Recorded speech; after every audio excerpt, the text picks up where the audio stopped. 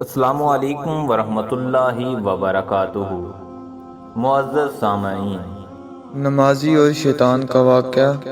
ایک شخص اندھیری رات میں فجر کی نماز پڑھنے کے لیے گھر سے نکلا۔ اندھیرے کی وجہ سے اسے ٹھوکر لگ گئی اور وہ منہ کے بل کیچڑ میں گر گیا۔ کیچڑ سے اٹھ کر وہ گھر واپس آیا اور لباس تبدیل کر کے دوبارہ مسجد کی طرف چل دیا۔ ابھی چند قدم ہی چلا تھا کہ دوبارہ اسے ٹھوکر لگی اور وہ دوبارہ کیچڑ میں گر گیا۔ کیچڑ سے اٹھ کر وہ پھر دوبارہ اپنے گھر گیا، لباس بدلا اور مسجد جانے کے لیے دوبارہ گھر سے نکلا۔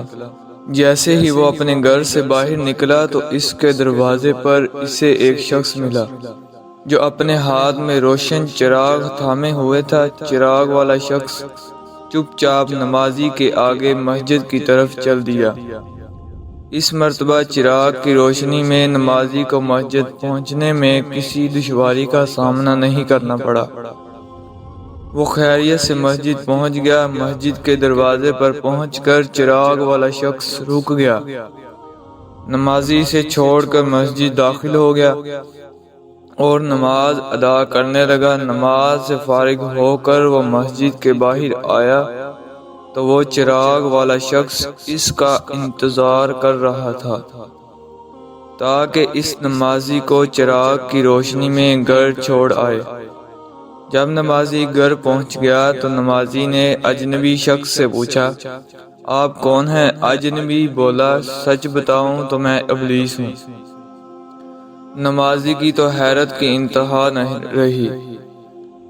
اس اجنبی کی یہ بات سن کر نمازی سوچنے لگا، ابلیس شیطان کیسے مجھے مسجد تک چھوڑ سکتا ہے؟ اس کا کام تو لوگوں کو بہکانا ہے۔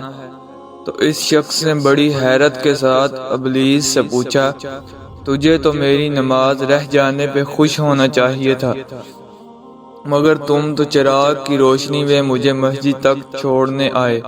ابلیس نے جواب دیا کہ جب تمہیں پہلی ٹھوکر لگی اور تم لباس تبدیل کر کے مسجد کی طرف پلٹے تو اللہ تعالیٰ نے تیرے سارے گناہ معاف فرما دیے۔ جب تمہیں دوسری ٹھوکر لگی تو اللہ تعالیٰ نے تمہارے پورے خاندان کو بخش دیا، جس پر مجھے فخر ہوا کہ اگر اب تمہیں ٹھوکر لگی تو اللہ تعالیٰ کہیں تمہارے اس عمل کی بدولت تمہارے سارے گناہوں کی مغفرت نہ فرما دے۔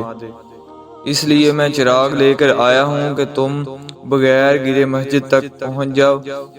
اس شخص نے جیسے ہی یہ بات سنی تو اس نے اللہ تعالیٰ کی بارگاہ میں اپنا سر جھکا کر اللہ کا شکر ادا کیا۔ تو دوستو، یہ ہے ہمارے رب کی شان، سبحان اللہ۔